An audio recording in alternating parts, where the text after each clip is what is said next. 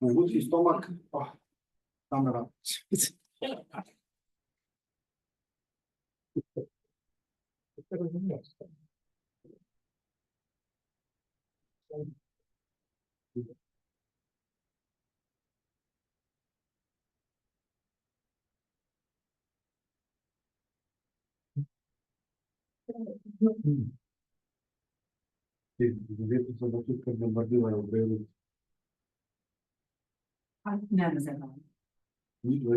Danes.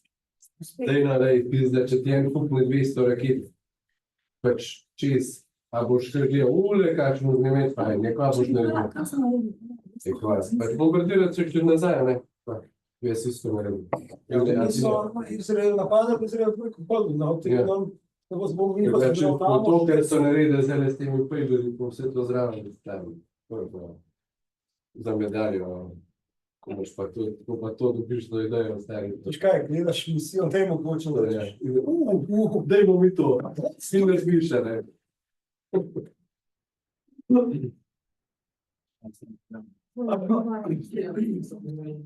Lej, dokaj se oni vdeli, da ono pa je to dokument.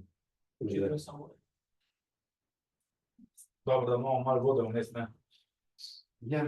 Ej, a veš, da sploh ni samo tam posedeš, mi da se ne umem, da to mira, samo mislim, da je You got it, Jeff? Did you got it? The link that I've sent? Oh, no, I'm doing this. Okay. I thought that you were, no, I'll be in a second.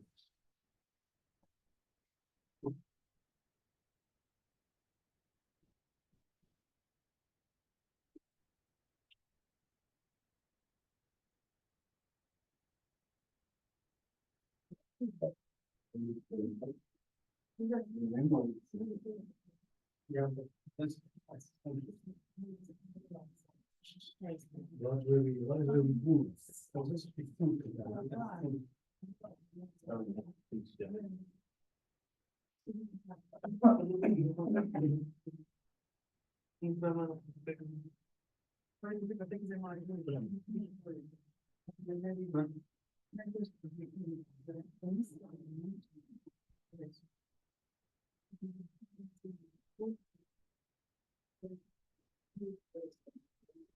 You already set it up. This is your.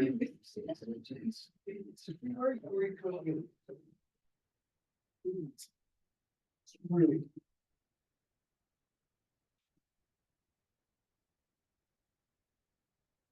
And it's pharma and health. Who developed it? Who's giving it away? He says it's all people.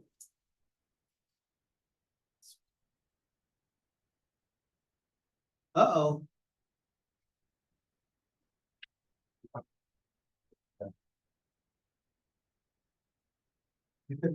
Hola, amigo. You're on mute. Mute. Yeah. Mute. We don't You're hear you. muted. Unmute your microphone. Can you hear us? Check. I guess it helps if I take the mute button off, yes? There we go. Oh, is that the TV speaker? The computer is maxed out. Must be the TV. We'll see. There you go. Okay, now say something. Hello? Hey, Okay, good. Said good morning, but it's actually, I suppose, good afternoon to you guys. Hello. Good morning. well, thank you very much for joining us. I've talked intermittently about what we've been doing at Keastone, using little anecdotal stories, and I thought it would be nice to just kind of walk us through how this started at the beginning, which was not as an idea, but just as a conversation, and then it kind of snowballed into something where we actually created an entity and then blah, blah. But I'll let you, if you don't mind, these guys in context, I think I messaged you, but just so everybody hears the same story, they're all in the final stages of creating their pitch decks for a tomorrow kind of Shark Tanky kind of thing, where they're gonna pitch their ideas and ask for money if they need it. Some don't need it, but most do. And each of them have very different projects. So I think what would be good is maybe as you go through your storytelling of kind of us 12 or 14 years ago to now, then maybe we can kind of pause in between if there's something that we experienced going through that might be relevant to them and their own ideas. About half of the ideas here are real in some level. Maybe it's not the exact same product, but it's an idea that they would like to pursue for real. So I think you'll be pleasantly surprised that they're going to ask some smart questions. Okay, good, good. Well, I mean, all things startup is a pretty broad, that's a pretty broad topic. So I don't want to just get like in storytelling mode about necessarily what we did. Why don't you guys, a few of you at least, speak up and just tell me, what do you feel would be most beneficial for you to hear from me based on, the general story that Jeff's told about what we've done, and I'll pick it up from there and then run in that direction rather than just kind of heading off on my own. So give me some ideas. What would you like to hear from me about, as Jeff said, maybe how we got started, how we raised funds, what we think is most important about getting funds, getting your idea out there. Give me some direction and I'll run with it. Maybe I would also include, Alesh here. Yeah, maybe I would also include, was there a time when you guys felt you were pushed too much down and you thought of quitting? If there was such a time, or became something which was a milestone for you to move forward, or, fight or flight? That's actually, yeah. You will have more of those moments. It's not one. And not. When you begin, I don't think you think about, okay, I'm going to be an entrepreneur, or I'm going to be a leader, or I'm going to, try to go change the world. For me, I think when you have a very strong perspective and you feel like the only way you can really drive fully your perspective is to go do it on your own, you end up finding yourself in that place that people call being an entrepreneur or early stage venture, or, any of those words. I don't think you just decide, I want to go be an entrepreneur. No, it's like, okay, I've got a perspective, and the only way I can do this is to go do it my way and do it on my own. And you've really got to have a strong sense of determination. I hear people say, if you're going to do this, you need to really listen to people. You need to go ask users what they want. You need to get a lot of consensus input. I actually don't believe all of that. There's a degree of that, but you've got to have a really strong feeling in your gut that you've got something and you're going to do it your way, whether you drive the plane into the ground or you take off and go higher than anybody else. You really have to feel that way. I don't think you should behave that way. I think people want to see that you're very determined. You really believe in what you're doing.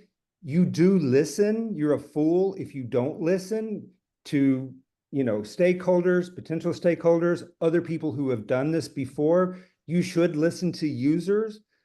But oh my God, the people who tell me go out and ask users what they want, users don't know what they want. I don't believe that.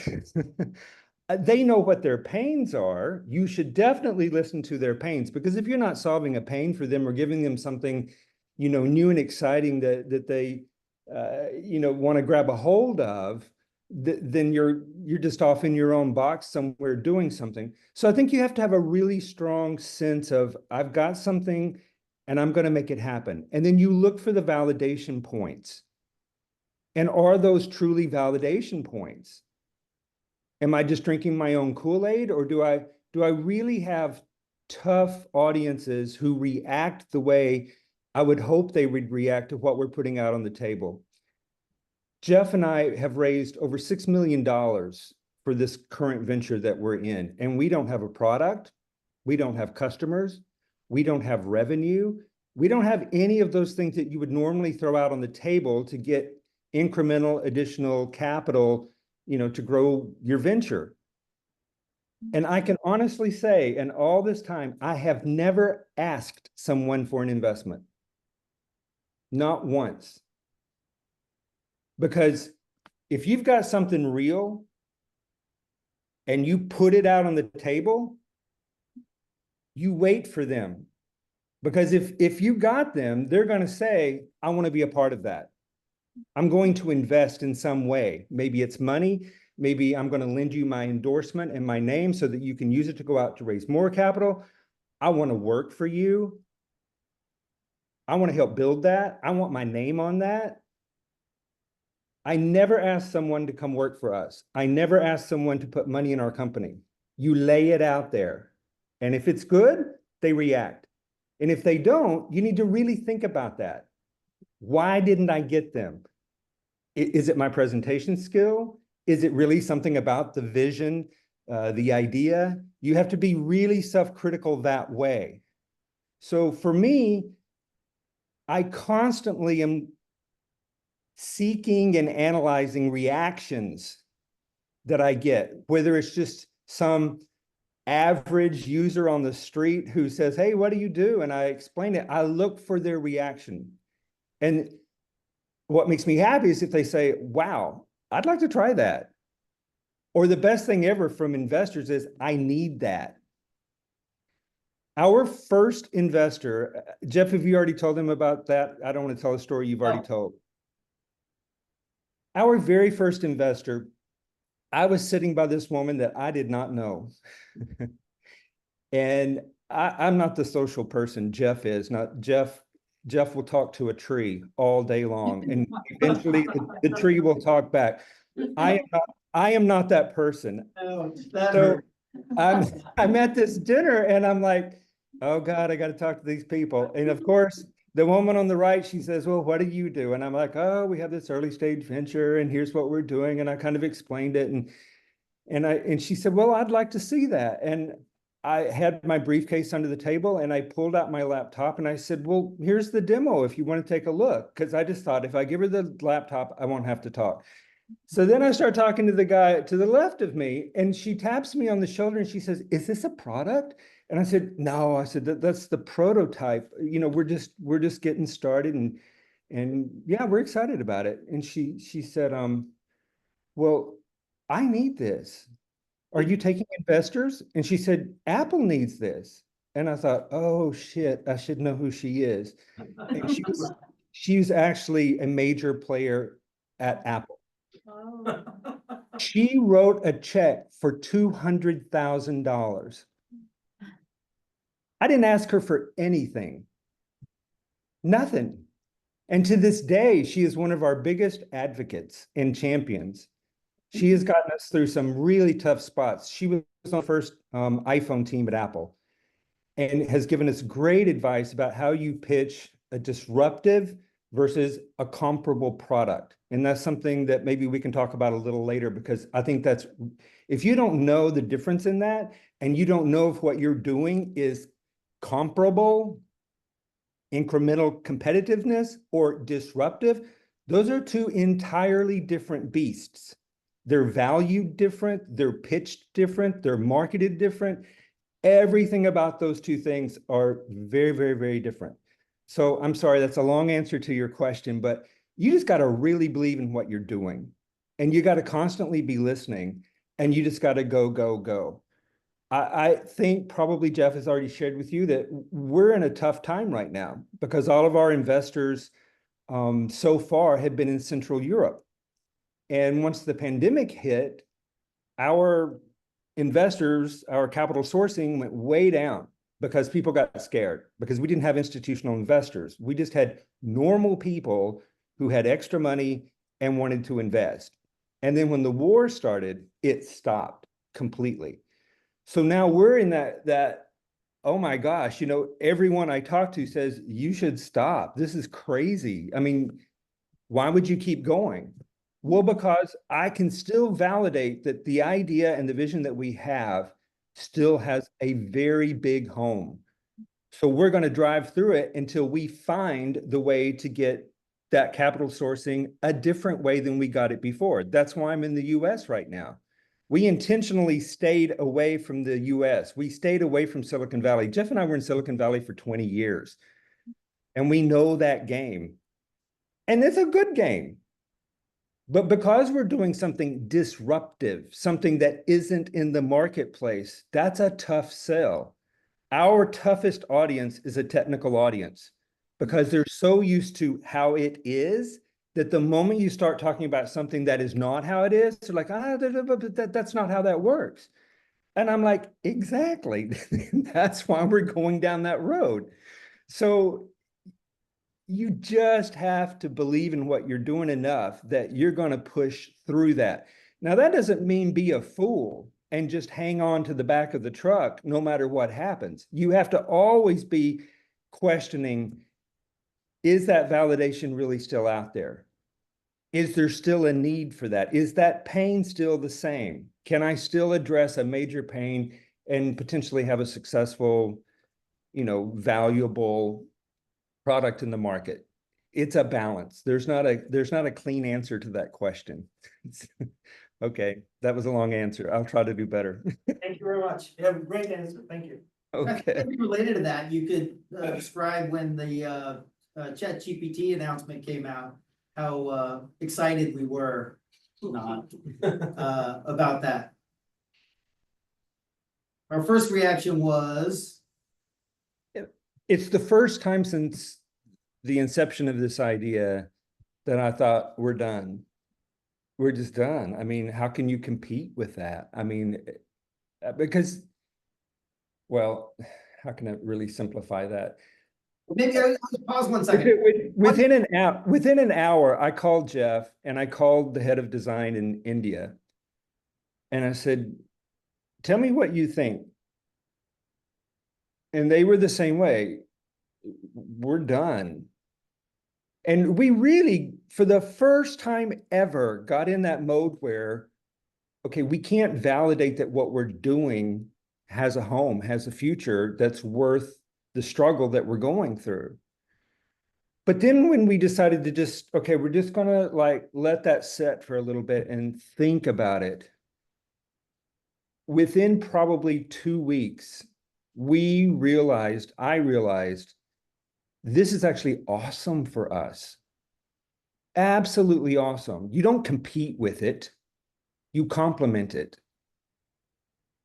I can't compete with ChatGPT in terms of technology and just the raw horsepower of what that does.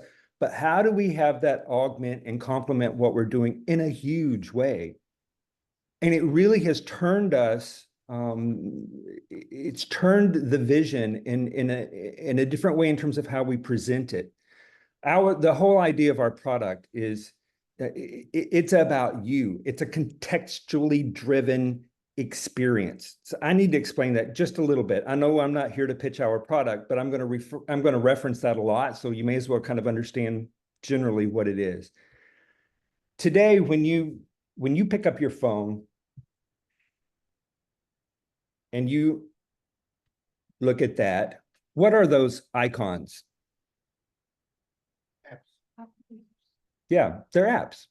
They're service apps. I've got an email app. I've got file management apps. I've got Notion. I've got project management apps. I've got social media apps. They're apps. Your and everybody's, all of our digital experience today is service app driven. We agree on that? It's driven that way. You pick up your phone, you're going to decide what app am I going to touch, and then I'm going to do something with it. If I wake up in the morning and I think, okay, I've got that presentation at 11 o'clock today, I've got that dinner tonight with my family, I've got my family vacation that I'm planning, those are contexts. Those are topics. It's how your brain works. You decide a topic and then you go and do things with that. So if I wake up in the morning and I think, okay, I got that presentation at 11, and I think through, okay, what do I need to do to be prepared for that and to actually step into that, make that work well? I get that formulated in my head. Then I pick up my phone or I go to my Mac and I start selecting those service apps that help me execute whatever it is I need to do to be ready for that. What we want to do is take the technology experience one step back so that when you look at those icons aren't service apps, those are the topics in your life. You created those topics because that's what's in your head. So then when I click on that morning presentation at 11 o'clock, all of the base services that we use today, these service apps, are accessible through that context so that everything I do and create in relation to that, that data stays in that context. So if I'm planning my family vacation, if I'm planning my bike trip, whatever it is I'm doing, I stay in that context. I can select that context. When it's over, it's gone. It goes to the archive. If I just need that context for 2 hours because I'm doing research on something, I can do that and have access to all of those services, but the context and the data stays whole. So that is a fundamentally different experience than any of us can have today because it doesn't work that way. That's why it's a disruptive concept versus a comparable, incremental, competitive type of product. So when this ChatGPT thing came out, what we realized is we can apply that AI advancement that is now available and make it more about you. Because AI in general is not about you. It's enormously powerful, but it's about everything else that's out there in the world. And you can go get a lot of amazing information from the world leveraging that artificial intelligence. But it's not about you because there's not enough data about you anywhere to provide any valuable AI expertise for you. This is the problem with a services-driven or service app-driven existence. You don't have enough data in one place about you that is of any value to AI. But if you were working in an environment where all of that data is in one place, in a place like product Iris, which is the name of our product, then we start to leverage those AI capabilities using your data. So it becomes about you. So in the beginning, we would leverage those external plugins, AI plugins that are available, which are enormously powerful with a longer term roadmap that we would grow that AI internally. So there's an example of what you were asking, a moment when you think it's over. And we could have very easily just said it's over and shut the door, or you rethink. And the basic fundamental premise of what we've been chasing doesn't change, but how we change it or how we chase it and how we present it does change. So you can either choose to work through that and see if there's a door to go through, or you stop. Okay, a long answer again. Sorry. That was a good one, though. That was I mean, I'm reliving it. That was a fun exercise. It was very sad for 2 weeks until we got to the end and decided that it wasn't so sad. Exactly. And everyone, just to also say, everyone reacted the same way we did. All of our stakeholders, our employees, all of our interested parties had the same reaction. But then they came around and they saw it, the same way that we did, and we moved past that, and we're actually in a better place because of it. Let me add to that too, then, the idea of that sometimes the answer isn't there and you need to just let it sit there unanswered. Yep. That's very, there's a psychiatrist, Keith and I know in San Francisco that worked with our teams and some HR development stuff, whatever, but he called it this fertile void. It's very hard see, our human nature is like, let's solve the problem. And then, but there's value in just like holding the answer away and letting yourself, let it percolate a little bit. Yep. What else?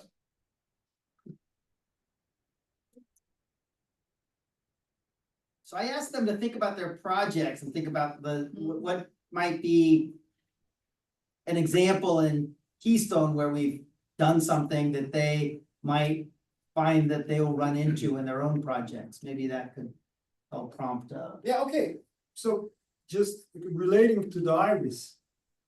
Mhm. So you said that you tried to stay away from the US market or just US investors? Investors. Really, when I said that, what the reference is really to institutional investors. Okay, Because institutional investors have, as a general statement, I mean, it's overly generalized, but it's generally true. They have a particular formula for how they make investment decisions. They're very determined about the amount of control they're going to have of the company and of the product and how it's going to evolve. I'm not saying that we would never have done or would not do an institutional investor in the future, but I would only do it if all of those critical points clicked. The beauty for us in having what I call user investors. None of our investors, other than probably the Apple lady, she's pretty technical, but all the rest, they're not even in tech. They don't do that. They're not VCs, they're not angel investors. They're just normal people. I mean, we have people who've invested as little as 10,000, and we have our largest investor invested 1.2 million, and he could barely use his technology. But when he saw Iris, I mean, he just lit up, and he spouted out use cases to me for 30 minutes about how he would use that product. And then he wrote a check for $1.2 million. It just blew me away. that was great. So the beauty of what I call user investors is that they're not going to get in your stuff. They're not going to come in and tell you how to do the product. They're not going to come in and try to run the company. And there's a lot of beauty and freedom in that. Now, the downside of that we didn't think about is when something like the pandemic and the war happened. Those people are not going to see or look beyond that crisis. They just simply go into freeze mode. And that's a normal, understandable reaction from a financial perspective. They're not a VC charting out how the market's going to go up and down over the next 2 or 3 years and deciding to ride that wave. So they just stopped. I mean, we had a $3.2 million commit from that group, and we were only halfway through that commit when the pandemic started, and we got maybe $60,000 more of that commitment. And it wasn't that they didn't believe in Iris anymore or Keastone anymore or me and Jeff anymore. It was just simply that at that personal level, they were not going to keep investing money in a high-risk, early-stage venture until the economy looked much more predictable and stable again. So that's the downside of not being in that institutional world. So for us, we wanted to stay away from that institutional world in the beginning because what we're doing is very disruptive. And they want something that they can compare to an existing product in the market. How much of the market share does that product have today? What would your incremental increase in, a value proposition get us if we invested X amount of money? We just wanted to stay away from that. We took this idea to Apple, to Google, to all the big players in Silicon Valley years ago, like when we really got first started, because I thought, why aren't they doing this? I don't understand why they're not doing this. I mean, we're smart, but we're not that smart. And there is nothing I could think of that Apple hasn't thought of. I'm absolutely certain of that. So before I dedicated my entire life and career to like doing this crazy thing, I thought, I'm just going to go ask them, why aren't you doing this? And because of my and Jeff's connections from the years that we lived there, we had access to people who really know how things work. I mean, they're not at the bottom of the poll. They're pretty far up there. And every single one of them that we went to, they're like, we love it. It's an awesome idea. You need to do it. And I'm like, but why aren't you doing it? And they're like, we can't do that. We would love to do that, but we can't initiate that because it eats the products that we have today. That fundamental concept that you're proposing is polar opposite of how we get value and make money today. Google said, our vision is to push as many apps into the market as we possibly can and let people pick and choose and use those apps as they want to. And they're like, and you want to like bring all of that into one platform and give it a contextual direction, which means they would not want, if that were successful, why would they use any of our standalone products? Our shareholders would not stand for that. It was basically that same story everywhere we went. And the bottom line from that, and the takeaway that every one of them said was, the moment that comes into the market, we'll react to it and we'll do everything we can to beat it or kill it. But we can't initiate it because it eats our own children and our shareholders would never stand for it. So the moment a big player comes into the market with that disruptive concept and there is traction and some degree of success, then all of those major players will chase you. This is where I said disruption versus comparable has an entirely different valuation process. If you can disrupt how the industry or the market works, you're inherently worth multiples more than saying, my product, okay,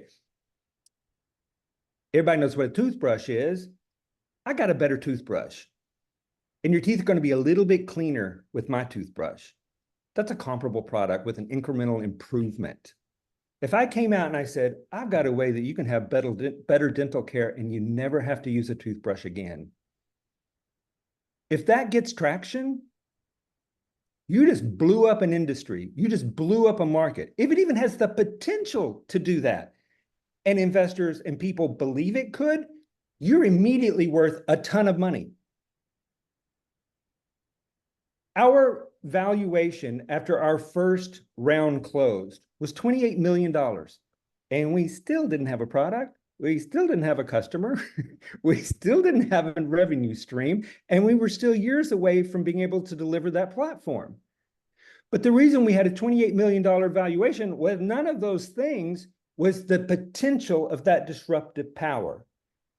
So I don't know what kinds of things you guys think you're going to chase, but you need to think about that because that comparable thing, you can make a lot of money having a good, successful, comparable, competitive product. I mean, that's the most of what's out there. And that's awesome. But if you do this fundamental disruptive thing, that thing's got muscle. And it's really important to know the difference in those two things. Okay, I'll stop. I get going too much sometimes. Sorry about that. You think Jeff is bad. Whew.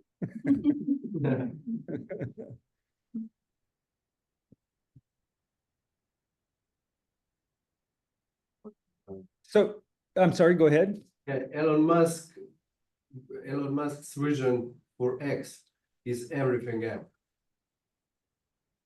Well, did you hear about that? Of course, yeah. So I mean, yeah, I'm sorry, go ahead if you have more to the question. Go ahead. Is that a kind of direction that you're chasing or? Well, any of the big players say they're going toward everything. I mean, inherently, everybody knows that that's what they're trying to do. Everyone's trying to do that from some perspective. And from a technological perspective, any of those big players, whether it's X or Amazon or Google or Apple or any of those guys, they technologically can do that. The challenge is, how do you get users to come into that concept and idea? And this is where we think we have a great opportunity. We don't approach it from, we've got the technical muscle to do this, so we're going to do it. And we're going to push out a product that is basically an all-in-one, blah, blah, blah product where you can be in one place and do everything. That sounds beautiful. And I suppose that would be beautiful. But the trick is, who's going to deliver a user experience that users actually want? I can go to people and say, don't you want an all-in-one? And they might say yes, but they don't know what that means. And they don't know what that experience would be. Elon Musk can come out with an all-in-one, and maybe people would like it, maybe people wouldn't like it. It's all about that experience, not the ability to actually have everything in one place doing everything. We've worked really hard from the beginning to design from the user's perspective, the single individual generic user's perspective. And I think whoever comes first to the market with that user experience of an all-in-one product, they're going to be the first horse that really rides that. And we think that the trick to our experience is this contextual orientation. Now, that's not an easy thing to verbally explain, like me even trying to explain it to you guys, and I've learned this lesson a long time ago. I can talk all day about what we're doing, and people aren't going to get it because there isn't a comparable out there. So you're hearing me say those things, and it honestly, there's no way you can visualize that in your head because it's not a toothbrush. You know what a toothbrush is. And if I tell you, how my toothbrush is better, you can visualize that and almost understand why my thing is better. But if I'm talking about something you've never seen before or experienced, you can't do it. Which is why if you're doing something like that, you've got to be able to put it in someone's hands. They've got to feel that. And they don't have to understand the technology. They don't have to understand how it works or why it works. They just need to feel that. So like with the Apple lady, all the way back at the beginning of this, I just put it in her hand. And it earned me a $200,000 check. But it took a lot of work for me to be able to just put that in her hand, because I had to get enough money to even build that little thing to be able to put that in her hand. So one of the strengths, I think, for me is that I'm not technical. Even though I'm in the technical world and I'm in the technical space and I'm in that industry, I come at everything from a user experience. And so often the opportunity for these products to come is coming from technical people. And they're so married to their technology that they think if they make the best technology, users are just going to use it and love it. And to some degree, I suppose that can be true. I always look at Apple. I'm a huge Apple fan, especially back in the older days. Steve Jobs, those guys. It was all about the user experience and how it felt when it went into that user's hands. And the moment they felt that, the moment they saw that, they wanted it. It didn't matter about the technology. It didn't matter what was behind it. So again, that's a long answer to your question, but sure, Elon Musk could do that. And if he comes up with a user experience on the front of all of that technology that users want to use, he'd probably be the first horse in the race to really get after that. And then you would plug in the capabilities of artificial intelligence now into that, and oh my God, we're really in a different place. I mean, really, that's coming. Somebody's going to do it. All that's going to happen. And what Jeff and I are wanting to do is be one of the first ones out there with that user experience that people want. We will never be able to grow ourselves big enough to compete with Apple or any of those guys, but they'll either pay us a fortune to kill us or they'll pay us a fortune to acquire us. Either one is fine with me, because for my stakeholders, my job is to get them the biggest return that I can. And whether that's somebody paying to kill us or acquire us to grow us, either one of those will be fine for me. I've got one question about HR maybe. Okay, good. Something different. Yes, how did you manage in the beginnings your team? How did you invite these people into your project? And how did you manage it through years and developing that? It's much like what I said earlier about you put something out on the table and if they gravitate toward it and want to be a part of it, you've basically found what you want. We spent almost $3 million in 3 years building the first version of the platform that Iris runs on. And to do that, we had to build native services. That means like, email, file management, contact database, all these basic services that seem very simple, like Gmail seems very simple to most people. Those are incredibly difficult things to build if you're building them from scratch. And for us, we couldn't use third party, like we couldn't run Gmail through our product because if we did, Google would just start to shut us down once we started to have success. That's how they control competitors. So for us to do Iris, we had to build from the ground up, which is incredibly hard and expensive. And you've got to have really talented and skilled people on your team to be able to do that. At that time, there were about 3 people in the world who could architect email from the ground up and it be comparable to the email services that are out there today. And we got one of those guys. And he came and he built our email platform and blah, blah, blah. The way we got him was exactly what I said. We showed him what we were doing. We just simply showed him and we showed him the opportunity and where it could go. Now, it was really funny. I mean, Jeff always laughs about this story. His mother came to negotiate his contract because this is India and it's just a totally different environment. She was about 4 feet, 5 inches. And I had never had an experience like that in my life because in the US, I mean, your mother would never go to work and do anything, much less come to negotiate your contract. And I was in my office and I looked up and my assistant said, Raul's mother is here. I'm like, who? And I said, why? Is something wrong? She said, no, she's here to negotiate his contract. And it was, I mean, she was tough. She was really tough. And I had to pay him like 3 times what I was paying anybody else on the team. And it was all because of her.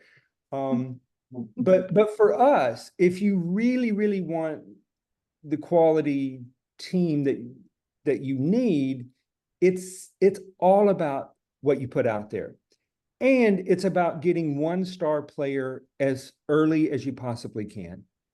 We got a star player right off the bat, and he loved what we were doing. And, in the engineering world, hacking, they have, I mean, there's bad hacking and there's good hacking, and they have competitions. And this guy was always like number 1, 2, or 3 in the world for these hacker competitions that are had. And we were able to get him on. And This once is you not the email guy, this is a different guy. Yeah, this is a different guy. He was our CTO for a long time. Once you get one of those guys on, you rely on their network. So you need to find, it depends on what you're doing. If you're not doing technology, I mean, it could, whatever it is. If you can get someone with a great reputation who people know about in their community, you're automatically way up on the pole. We have enjoyed unbelievable talent.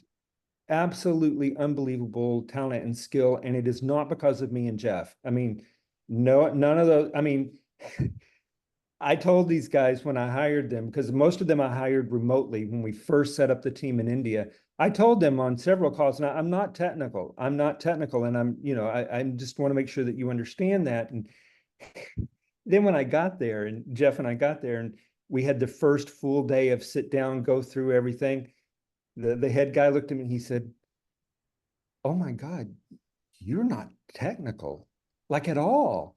I mean, total shock and fear. It's just like, oh my God, we've gone to work for a guy who he's not technical. And I'm like, it's okay. It's okay. That's why you're here. And you're going to do a great job. So I really think it's about what you're doing. Is it something people really want to be a part of? And then shoot for the best. If you don't think you can get the best, you won't get the best. When I hired that guy, he said, you know, he was a real nerd, but I mean, he was a really famous nerd, but he was like, I've never hired people. That's not really what I do. He said, who do you think I should get? I said, find the very best. I'm like, you're Sashwat and this is Iris. They're going to come. And I said, make a list. Give me your top pick for every position and then have at least 4 backups under each one. He got the top one in every single position that he wanted.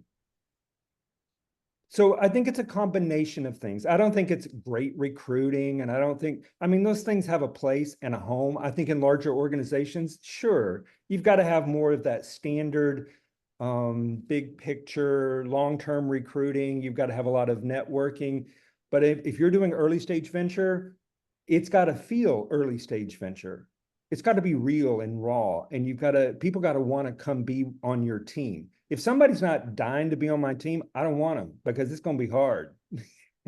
And they're going to go work at a normal job really quickly if they're not loving it and wanting to be in a part of it. Look, we had to let our entire engineering team go 6 months into the pandemic. It broke my heart because we were like family. And it is rare to get guys together like that with that level of talent and skill. But I still have a connection to every single one of them. And every single one of them say that when we get the funding thing back on track, they want to come back. So if you've got all of those things going, I don't think you have a problem hiring and recruiting the sorts of talent that you need. I'm sorry, does that kind of answer your question, or did you want something more specific than that? Thank you. Okay, sure. Hey, That's what I wanted to ask you, actually. really? Yeah. You know, I was compensation. I was, yeah, okay. Yeah. I mean, what's the price for such a genius? I mean, if you had together. If you $1 can, billion if you can answer investment that. For a couple of years now is, that's, for these experts, are you? Yeah, but listen. Yeah. Yeah. This guy, so then in India, that was what, 7 years ago? He was making about $175,000 a year. That's what I paid him, which in India is an enormous amount of money.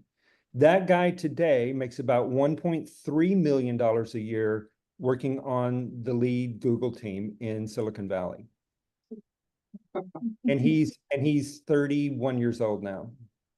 He's a lead architect for one of the 4 principal offerings that Google has in the whole silo. He's So all new products that are released at Google, he is the engineering vote at the table that says it can be released or not.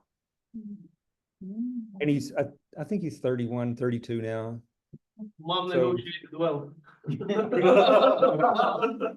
But he stayed with us when he could have been making that kind of money even then. He stayed with us because he said straight up, it is more important to me to have my name on this product than it is to make money right now. And every one of my guys were top tier. Even the ones that are still on the team are top tier. Look, my head of design has not been paid in a year and a half. And he still is killing it. And he's like, it's fine. Make everything else work. And when the train is back on the track, we'll make up for it then. Now, no one should just work for free, and no one should be a glutton for punishment. But if you really believe that there's going to be an upside in the future, you'll take the risk in the short term. Those are the people you want in an early stage venture. If they wet their pants the first time the money gets tight, they're not going to last, because that's going to happen a lot. We've gone up and down at least 3 or 4 times in the 7, 8 years that Keastone has been in existence. And sometimes you have to hold their hand through the first 1 or 2 of those events. And you get to where you have a sense, are they gonna get there, or are they not gonna get there? And if they don't get there, that's okay too. You don't shame them for that.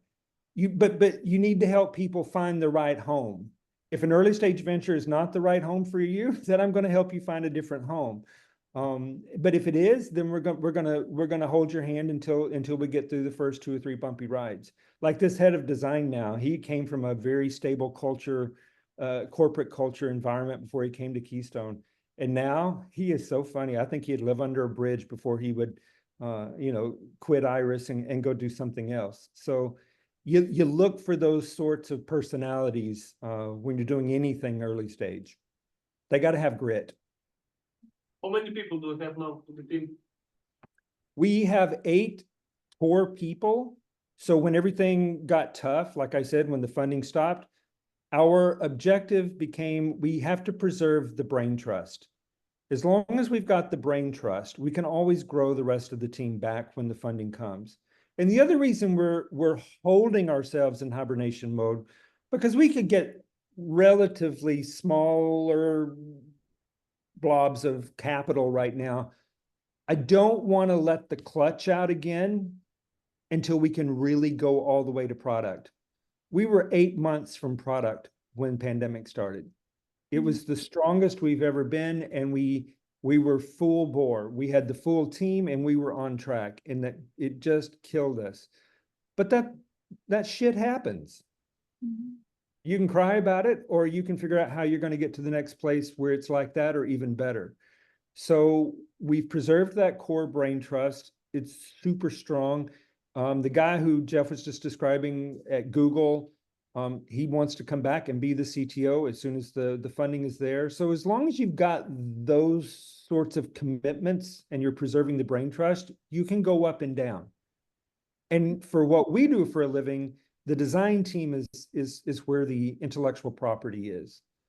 I don't mean to discount engineering. It's really important. You can't deliver a good product if you don't have a great engineering team, but you can hire engineers and get them moving really quickly. But it takes a long time on a complex project or product to get a design mind mature and evolved enough to really drive what's going on. So you always look for where is the brain trust in what I'm doing, and how do I always make sure that it's preserved so that in the ups and downs, you've always got what matters most. You've got the brain trust. Let me take this one down a layer, just more tactical. What do you do when to negotiate the compensation, specifically including ESOP? Well, it depends on where you are in the cycle of what the company is doing.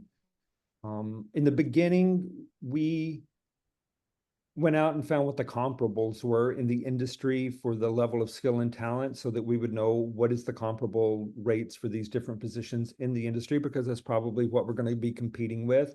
But most of those people that you want are actually working for large organizations. So it's not just about the same pay, because if they give up the pay where they are today, it's not just giving up the pay. Even if you're paying them the same, there is enormous risk in going to work for a company that, nobody's ever heard of Keastone.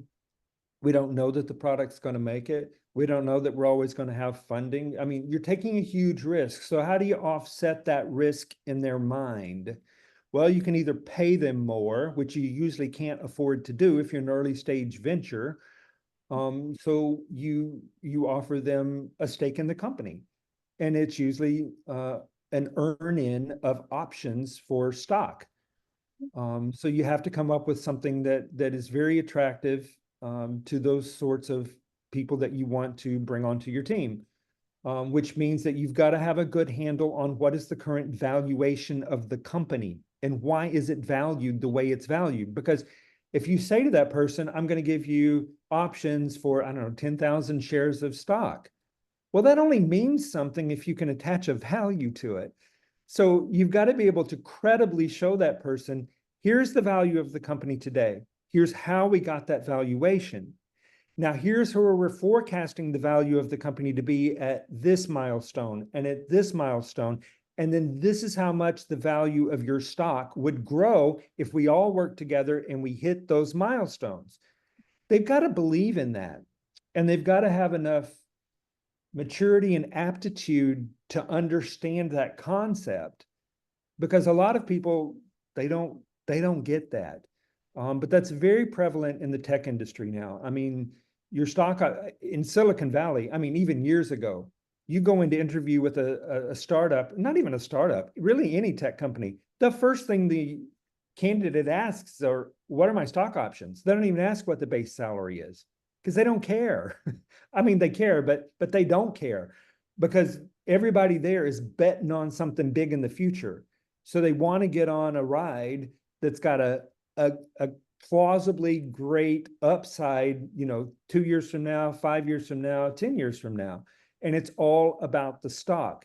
That's a challenge in Europe. I had German engineers for 2 or 3 years. I started with Czech engineers. No concept of equity, stock, why that's important. Only about the paycheck. What is my paycheck? And that, again, that's okay. I mean, it's okay. But that is not the tech game. And it was very hard. And that's part of why I had to move out of using those Central European resources, because you can't just keep paying them more. You're an early stage venture.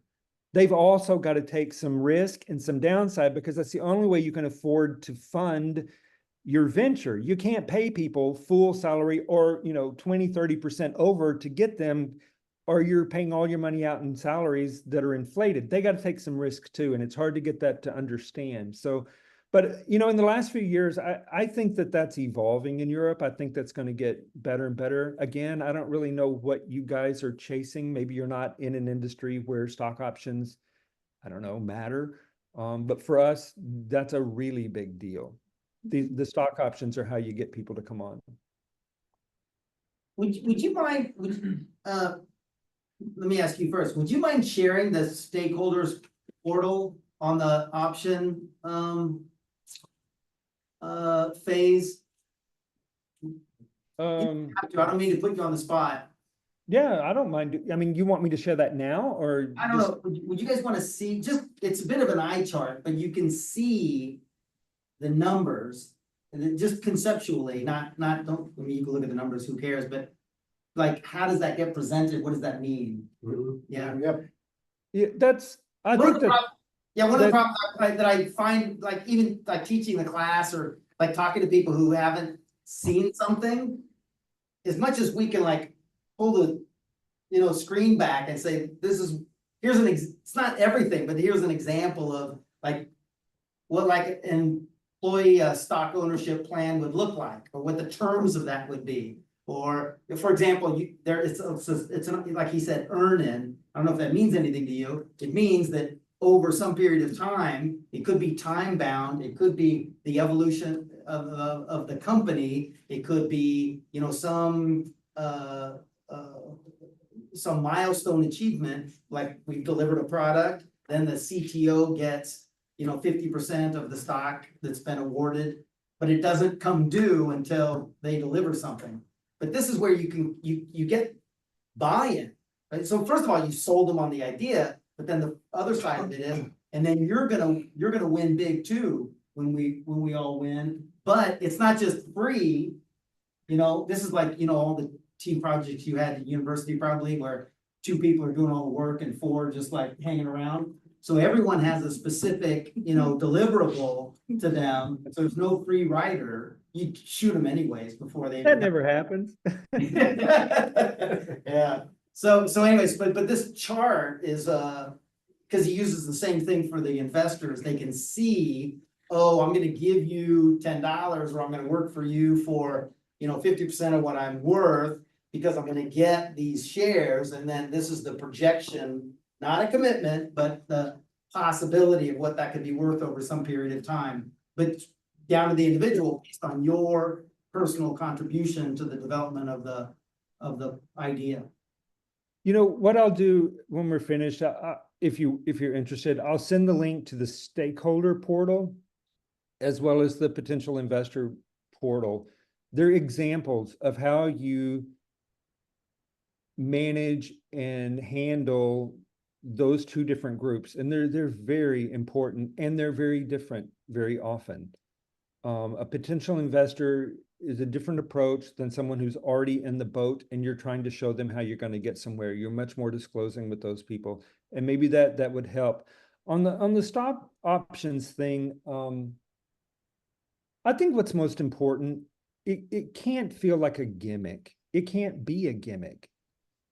And you have to know the field of people that you're hiring and what their level of understanding of that is. And if you really want those people and they don't really have that understanding, I think it's a great gesture to them when you sit down and you explain it, like really explain it. They appreciate that learning. A lot of people are scared to say, I don't understand how that works, because they think that they should know and they're going to look silly. But if you can diffuse that feeling, you immediately earn trust. And the person feels like you're not trying to, trick them into some weird gimmicky stock option thing, which is typical in Europe. And I even had that in India to some extent. If you're driving an early stage venture, and it really is going to take a team to get somewhere to have success, you need to truly give those people an upside. They need to really benefit when the success happens. And I think people can always feel that. If you're trying to like smoke and mirrors, I'm just going to pay you as little as I can and I'm going to get all the benefit when it's over, you're not going to get very far because people can smell that. So be generous, especially in an early stage venture. You can't always be generous with cash because that's hard in an early stage venture, but you can be generous about the future upside. And then if you really show your team, which you should be able to do, that there is a roadmap, there is a way for us to get there, and it's credible and believable, you'll get amazing people on your team. They'll be loyal, they'll be dedicated. They'll call you at 3 o'clock in the morning when you don't want them to tell you that they just had this great idea. I mean, I've gotten more crazy stuff. Jeff and I try to be really transparent. There are some things you always hide and you never make an exception. But everything else, the more you can show, the more transparent you can be, it earns trust. And what's most important is to share when it's tough. It's real easy to share everything when it all looks good. Yeah. But when things start looking bad, you gotta show it. You gotta put it out there. And people usually, if you've been doing a good job with the relationships up to that point, almost always they'll go through it with you. So, whether it's compensation or, these stock options or recruiting or painting the narrative of what you're doing, just make it real and be generous, because you're going to need all those resources if you have a snowball's chance in hell of any success. Be generous and keep it real.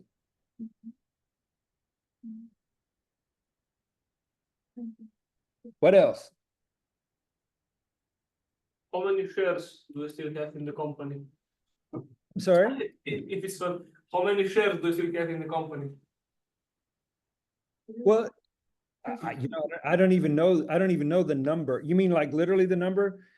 So That's a funny question. Actually, Yeah.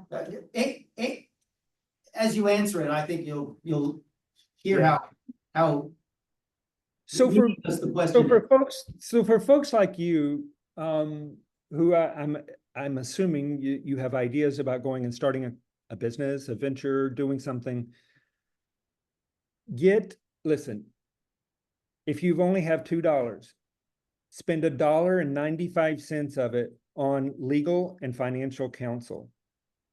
Get the very best you can afford. Get what you can't afford.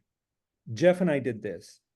We got the best law firm in all of Silicon Valley from day one. People thought we were nuts. They were like, you don't need them. They're $1,000 an hour. And this was 20 years ago. You don't need that. I'm like, yes, we do, because we plan on doing something. And I don't want to start trying to figure it out and fixing it, way down the road. Go get the best legal and accounting / financial advice that you can get. And they will tell you how to set this up. And you need to legally give yourself all of the advantages that you possibly can. Absolutely. not because you're a stingy son of a bitch, but because you're going to have to negotiate and give things away all along the way. So if you don't start out with everything you can possibly have in your truck, you got nothing to bargain with when you go to that big investor and you could get this, but he's going to want this much shares and he's going to want that type of shares, and he get good advice. So like, and this leads back to your question. You have to decide what's more important to you, control or value. And control and value are governed by how you set up your business. And you need legal people to advise you on that, because none of us here are business lawyers, as far as I know. And we don't know. We don't know as much as they know. And Jeff and I got such great counsel. So to your question, Jeff and I could own 1 share of stock in our company and we would still have full control, because we have a different class of stock than everyone else does. And the voting right on that outranks anything else that happens beyond. So you could own 80% of the company and I would still have all the control. You would not make the decisions. And that's all about how we set it up. Now, will Jeff and I have to negotiate some of that away? I'm sure we will before we get all the way to the end of this train, because at some point we're going to need an amount of money that an investor is going to say, you're going to share that decision-making with me. And we will gladly, to get what we want, be willing to give away some of that control. But if we didn't start with it, we don't even have it to give away. And if we hadn't had a clever legal firm telling us how to set that up, we would have never had that to begin with. So get good legal counsel so you know how to set that stuff up. And it also depends on what kind of business or what kind of industry that you're in. Different structures accommodate different businesses and entities. But I mean, I could Google all day and read everything in the world, and I'd never have the foresight that the experienced people really do in that sort of thing. Does that I'm not trying to dodge your question, but it's not about how many shares do you have, but how is it set up? Yeah. Well, let me offer, because part of the why it ends up being a funny question is because so I think the number is some hundreds of thousands or a million shares, but it doesn't matter, like, because I give you 200,000, I give you 200,000. But even after I gave you 200,000 and the company was worth 26 million, because I have all the power, I'm just going to issue some more shares. This is what Mark Zuckerberg did with his partners at the beginning, and he just diluted them out to the point that there was nothing, and he just allocated more shares to himself. In this case, it didn't matter because he had these special different kinds of shares, types, class.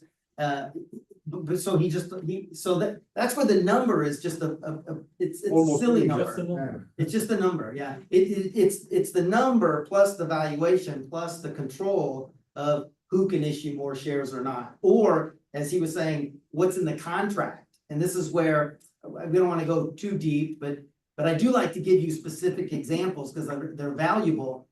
We have a great contract where we had the early investors where they gave us money. I think I said this in the first class. It was a convertible loan. That was the document.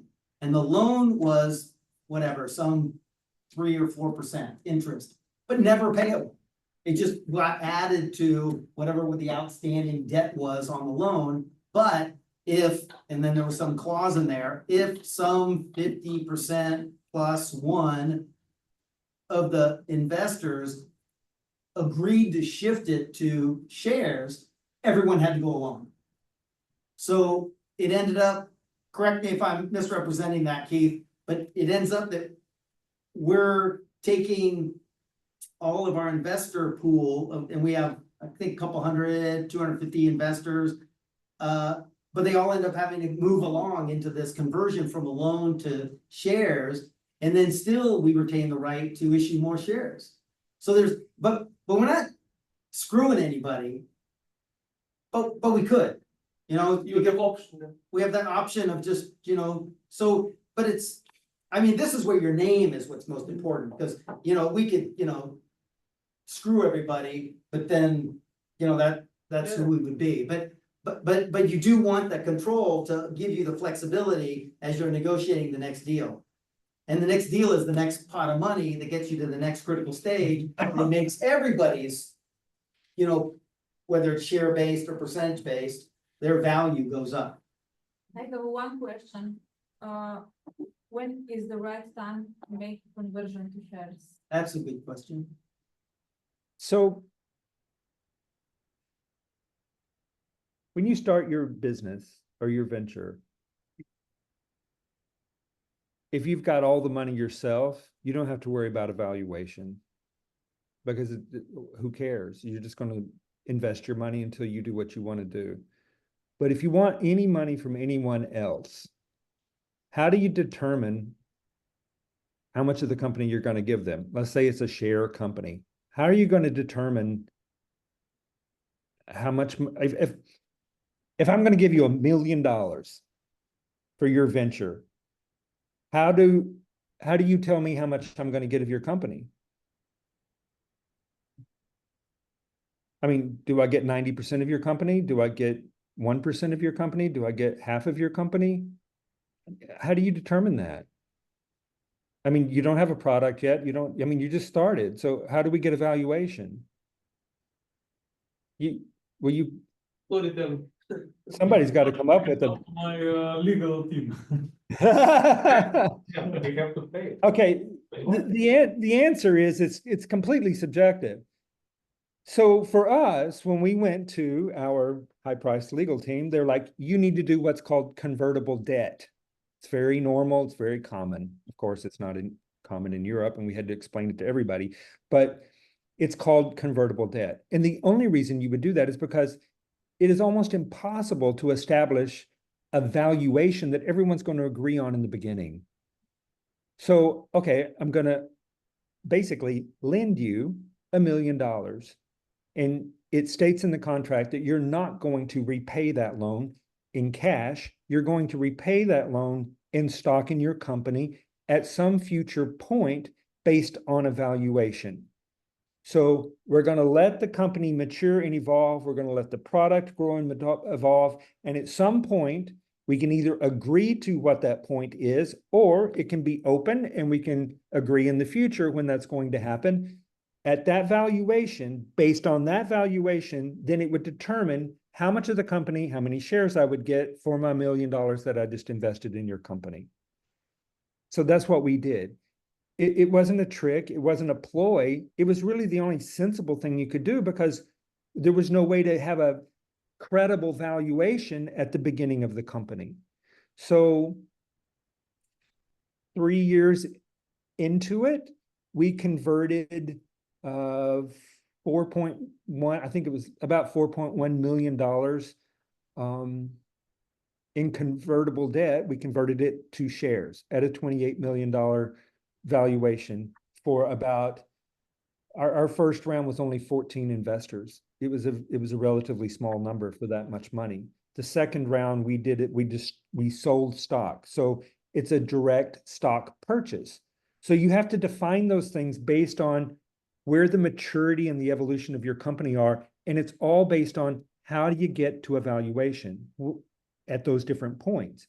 So once we had a $28 million valuation, we had a stock price, because I can say my company's worth $100 million, but unless someone actually pays $100 million, it's not a qualified valuation. But once we converted all of those shares at a $28 million valuation, that was our qualified valuation, which then set our stock price to be able to direct sell stock shares from that point forward. So does that kind of answer the question about, like, you know, why would you do this convertible debt thing?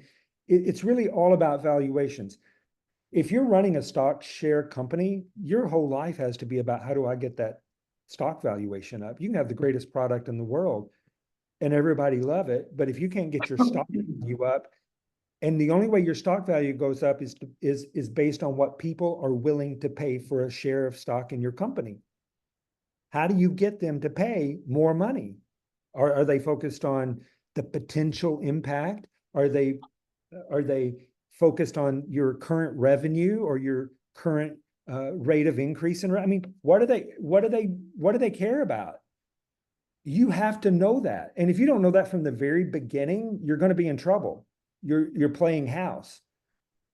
So right from the very beginning, our law firm, like Keith, you and Jeff got to be thinking every day about how do you make people want to pay more for a share of stock in your company? And if you're not thinking about that, you're just playing house.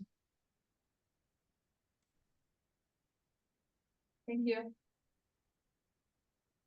Yeah, that part's fun. You better be good at Excel. That's all I'm saying. I don't know how anybody could start a business and not be an expert in Excel. I'm serious. It is the one thing in my entire life that if I didn't have that, I'd just walk off in the woods, I think, because Excel does not lie. And it's how you demonstrate to potential investors that you really understand the numbers. So if you're not proficient, and I don't mean like basic Excel, I mean hard on modeling, you better be able to do that, because they just do not have any respect if you're not doing it. And if you have somebody else do it and they start asking you questions and you can't drive around in that spreadsheet, you're going to be in trouble.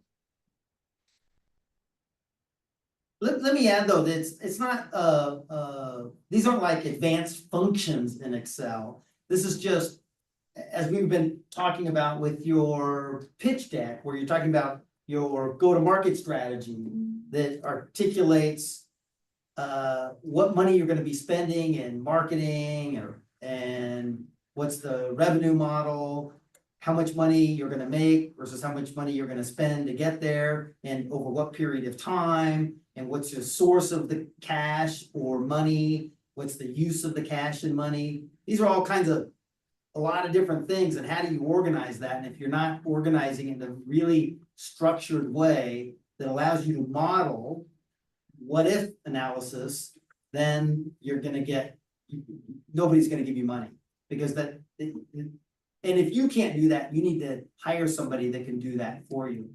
I can do some of that. I think I'm better at it than I am. Keith can do that. Keith has always done it for our first company back in, so he and I did that first company in San Francisco together, and he was the COO and I was the CEO. So I was driving the company and he was making sure that there were no train wrecks behind me. I would like to just ask you regarding the iris. Do you see its potential just for end users? Or do you also see a potential in business world? Oh, definitely in the business world. I actually think that I mean, it's always been our plan that we would probably enter through the business world. We met with Dennis Layton at McKinsey Consulting in London, before everything slowed down. He wanted to pilot it at McKinsey with, one of their groups. We have multiple large businesses who want to do that. NYU wants to pilot it. Stanford University wants to pilot it. So we actually feel like we call those people high impact performers, meaning you really lean into technology. You use a lot of apps, you use technology a lot. So we would probably enter in that space. The risk in entering in that space is that you get labeled as an enterprise or some sort of workforce product, which can hurt your chances in the open market.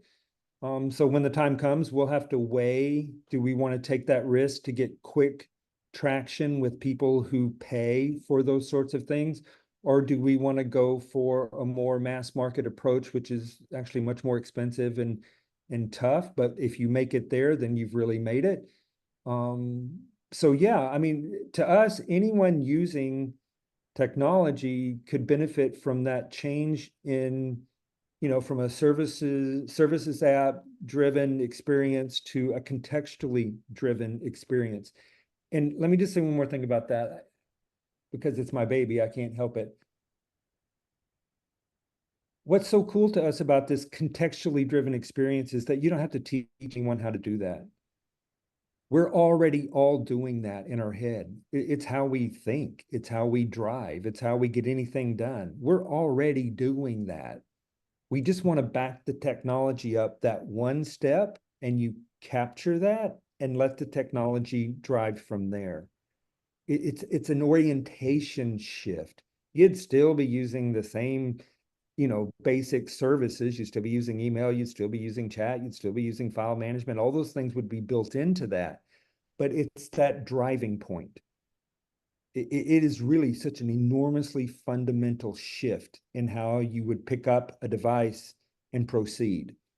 So our goal now is to not focus so much on delivering product immediately, but to build an amazing prototype so that you can do what I told you before. We just need to lay this in people's hands. And once we can collect enough of those reactions, then we can get the incredible amount of capital that we need to really push that out in a production grade product. Thank you. Again, go ahead. I'll just have a follow-up question. Do you see yourself as also being present in insurtech? I'm sorry? In insurance technology solutions? Well, I mean, it could be used there, of course. Again, this is where if I'm just thinking make Jeff show it to you whenever after class, have Jeff show you Iris. Yes, it could, because I mean, are there topics? Are there contexts in the insurance industry? Of course there is.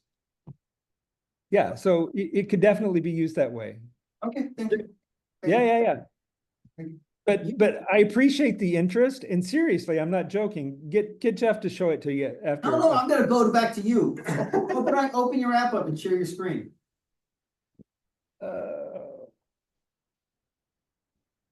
Okay, hang on a second. Let me close all my.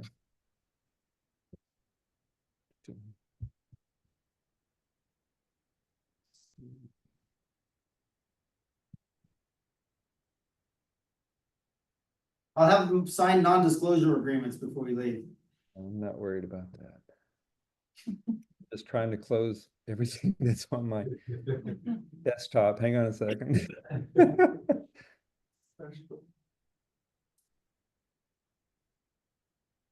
my gosh, this is crazy. I don't know why there's so much stuff here.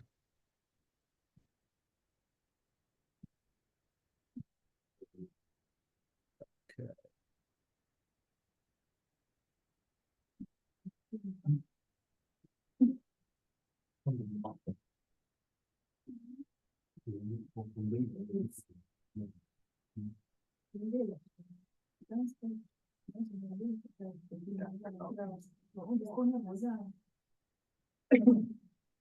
So tomorrow I'll show you the shareholder portal and the investor portal.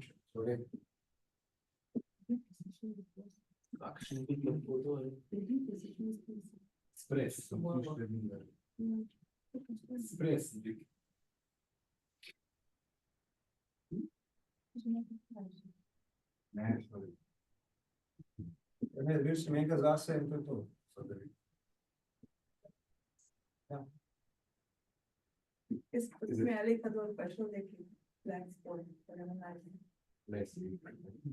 Can you see my screen? Yeah. See that Iris logo? Cost us $50,000. Yeah, some crazy Swiss company thought it looked too much like theirs, and we had to negotiate an agreement on trademark infringement. Okay, I'll go really fast because I know this is not what you're here for. And also normally I would run through this before a presentation so that it all loads, and I've not had time to do that. So if it hangs a little bit, that's why it's hanging.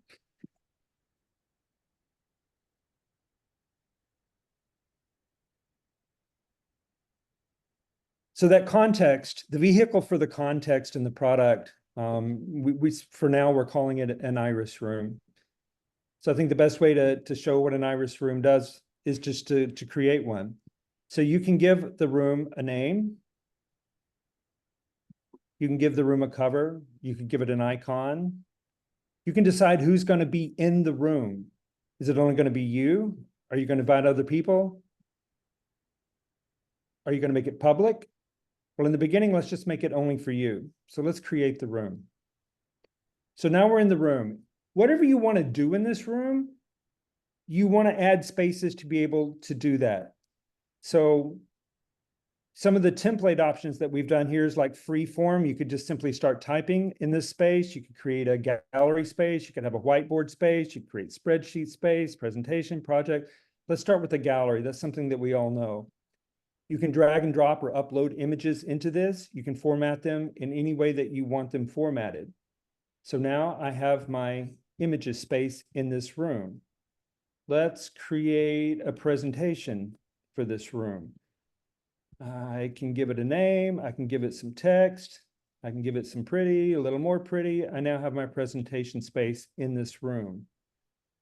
Let's do freeform. Actually, freeform is the coolest one. It leverages every single native service or plugin in the entire product. If you look here, these are all the things that you could add or create into this space: to-dos, events, emails, audiovisual. You could record, you could create tables. All of these things are possible here. You could just start simply typing here, taking notes. You can create a task window and have tasks here.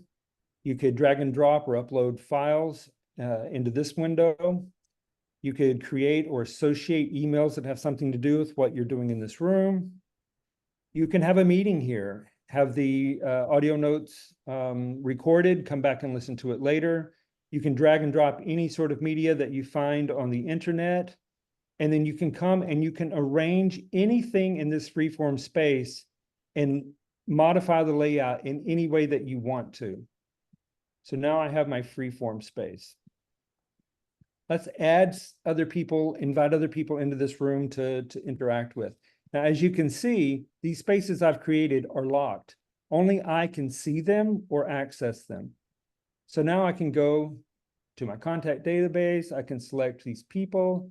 I'm going to add them to this room. They just received invitations and now they're in this room. They cannot see these spaces because these are my private spaces. Now they can create spaces in this room.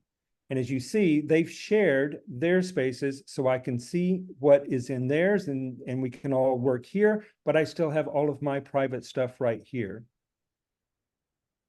This is really slow on the internet. Sorry about that. So how do people interact in this room? Well, you can chat just like you do in messaging, or you could start a video call and have everybody on and record that and come back and look at it anytime that you need to or want to. This would be just having like normal chat.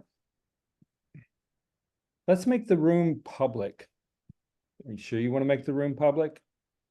So now this is a public room, meaning anyone on the internet could literally come into this room. I've decided to share and make public my gallery space. So now anyone who comes into this room can see my gallery space. Only I can see into this space and into this space, and only the members who have been invited can see into these spaces. So what's so powerful about that is you have multiple layers of accessibility and viewability. That is really, really difficult. And I actually don't know of another product that is doing that today. What's powerful about this in terms of context, like I was talking about, it's a contextual orientation, is that I have all of this data in one context, whatever this room is for. So it's incredibly powerful. So you could have a room for a work project. You could have a room for virtual reality. You could have a room for blogging. You could have a room for a home improvement project.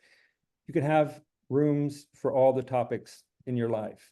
Well, that gets to be a lot of rooms. So how are you going to manage that? Iris allows you to create categories for the rooms based on how you categorize those things in your own mind. So I could create a category for like my social rooms. I could have a category for creative rooms, for education rooms, for work rooms. This would just be all of my work stuff here. I can have fun rooms. I can have food and wellness. So let's look at a specific example. So this would be like, we were talking about NYU using this. This would actually be a room created by the university. They would assign the staff who's going to teach the class and work the class, and they would invite all of the students into this room. So now you've got everyone who is going to participate in this course or in this class in this room. So now the instructor can create a course overview and share that with everyone in the room. So if you go into this, it would have all of the collateral, everything that, you know, the instructor wants you to know about what's going to happen in the class. This would be my private, as a student, this would be my private space. So I'm going to take all my notes, I'm going to do all my research, all of my stuff, only me can get in this.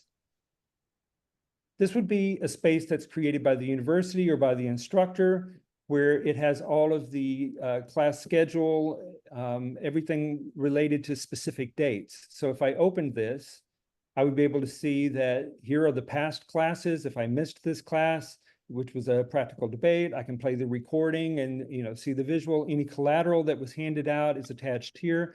I could go all the way back to the beginning of the semester. Oh, wow, class is actually going on. I'm missing it. I can join in right here and I'm participating in the class. I could create a space here that's going to be for exams and assignments and deliverables. This would be a space that's only between me and the instructor. So I've only invited the instructor in here. So maybe it's, you know, after hours or after class coaching or instruction. This would be a space that's created for, let's say, a group project. You know, Jeff was talking about those slackers. So there's probably a slacker in that group, but this would be where we interact and work on our group project. And then maybe this space would be my final thesis. So this is where I'm doing all of my research. It's only for me, but maybe I would change that and invite my advisor in who could advise me on, you know, producing my final thesis. Again, the point is, you've got all of these different levels of accessibility and viewability, but all held in one context. I won't drive you through a million of these, but let's look at a work one, because I think a work one is important because everybody here does work. So this could be a big deal at work. Mm-hmm. What I've done is I've created this room for this deal. I've invited my team and I've invited the customer. So everyone who has anything to do with this deal, whether internal to our company or to the client, is invited into this room. And we've created subgroups and, you know, the different ways that people are going to interact. I create this first space and it's just my notes for how I'm going to win this deal. This space is for me and my close members of my team who are going to work to close this deal. This is where we create all of our, I don't know, configurations and our offer letters and, you know, all the stuff that the collateral that's going to be used to win the deal. This space is the shared documentation with the client. So this is where all of the official documentation always is. All of the presentations, we've got the financial modeling here. The contracts are here, the forecasts are here. So there's no back and forth, sending 1,000 emails and, you know, file sharing and doing all of that stuff. All of the official shared documentation is in this one place. Here would be a calendar space for all of the, you know, primary dates that we all need to be paying attention to. This would be a space with the original kickoff presentation. So if this is a long sales cycle and we've got new people coming in on either side, they can come back here, they can review this presentation and any other presentations that have been posted here so that they catch up and are full speed ahead. Calendar, again, upcoming calls, and then a space for post-sales follow-up and support. So this is where we would, you know, follow up after the deal is closed. Again, multiple levels of accessibility and viewability, but all held in a single context. One of the reasons we've been able to get a lot of money so far has been the social aspect of this and the ease with which, especially content creators, could create and share their stuff in a product like this. So here's a guy, he's a chef, he's wanting to promote himself, so he's created these 4 different rooms and grouped them all together under something called My Favorite Chef. He has a cooking blog room, he has a cooking for newbies room, advanced cooking techniques, and of course a store. So if you just look at the blog, it was super easy for him to create because he just created this room. He added these spaces, and the way he's using spaces is that it's a recipe or an article.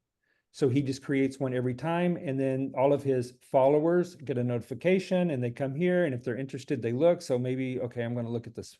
Maybe that's pumpkin soup. You know, I'm going to read all about it. I might leave, you know, comments down here. I really like this, so I'm going to add this to my iris. I have a learn to cook, so I'm going to add that there. Okay, jump out. Okay. And I'm going to follow that room. Cooking for newbies. Yeah, I'm definitely going to need that. So I'm going to go ahead and follow that room.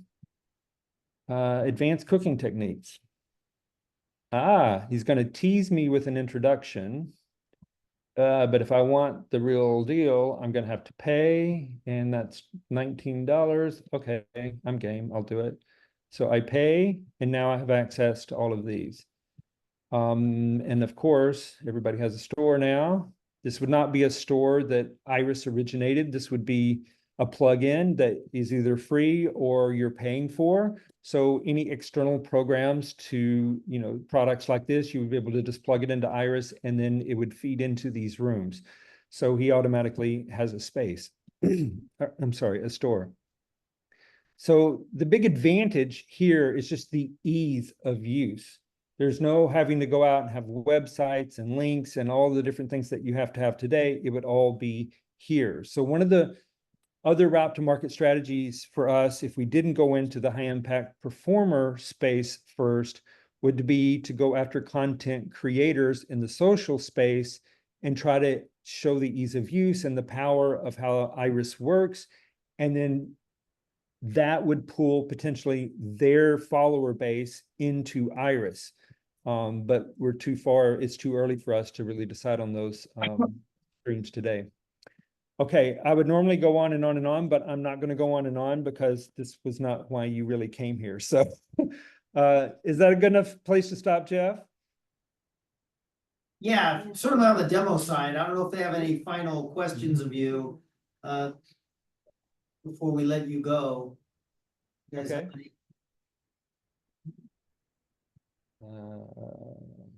I'm trying to figure out how to get back to my stop share. How much money do you need to finish the project? I mean, I'm just curious. He's asking how much should he write his check for? What we're asking for in the next phase is $4 to $8 million. I know that's a wide range, but it would depend on what is it we're trying to deliver in that phase. If we just went with a high-powered prototype, we'd probably need about $3 to $4 million to do that. But to get to a production grade of product, it would need to be closer to $8 million. And that would just be to deliver the product at $8 million. The marketing would be the real expense for marketing or for market entry. And we just have to see, like I said, we've got these different potential ways to try to enter the market. And they all have very different price tags. So the first thing in my mind is let's get the prototype out there, and then let's get the production grade version of the product, and then let's figure out how we're going to enter into the market. Thank you for this. Oh, good. Great. Long day. I think they're ready for a beer or whatever they drink. Yeah. It's European beer. It's the worst part about being in the US. Yeah. Beer's terrible here. Well, thank you very much for your time. We appreciate it. Thank you. Good luck, guys. Take care.